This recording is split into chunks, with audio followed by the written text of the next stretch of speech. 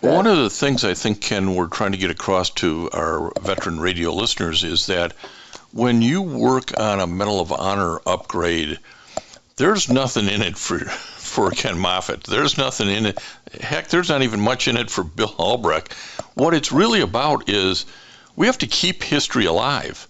We don't teach enough history, and we don't want these types of heroics, this type of valors, to be ignored because the country loses out understanding what men will do for their fellow mates. And it's really it's important for the nation to advance this onto the Medal of Honor and to understand the facts by reading the book or seeing the documentary. That's what this is really about, isn't it? It is. You're 100% correct, and especially in today's culture, when love of country and so on is it's not pressed, it's not taught. One of the interesting things about this is the fact that, and even in the documentary, one of the individuals, Ken Hopkins, makes reference to this. When those of us that served in Vietnam came back, we were treated horribly. It's taken years before the American public realizes that the American soldiers who fought in Vietnam fought honorably. We fought with distinction. We went where our country sent us. They asked us, and we went. And as a result of that, the attitude of hate and whatnot that when we came back was misplaced. Instead of being grateful that Americans would go to fight for freedom of the South Vietnamese, it was completely flipped. Well, and until you get into this, I mean, Bill and his men are holding that hill. They don't have the big picture at that time. They don't know what's coming in from the West and the idea to cut the country in half. And I mean, again, you have to be a bit of a historian to put all this together later, to put it all in context rather than just make the assumptions, oh, that was a stupid war. Well, that's true. And once again, the South Vietnamese were fighting to maintain what little independence they had.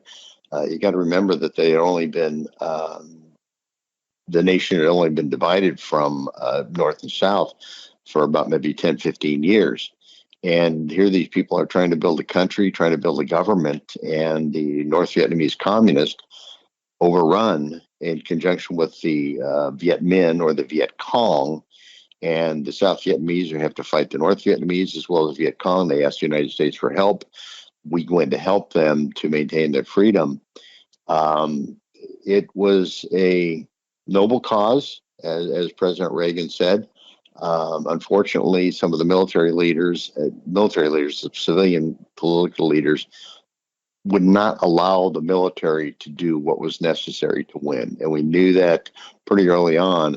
But when you get into a situation like this, it turns into a quagmire, much like we're seeing in Afghanistan.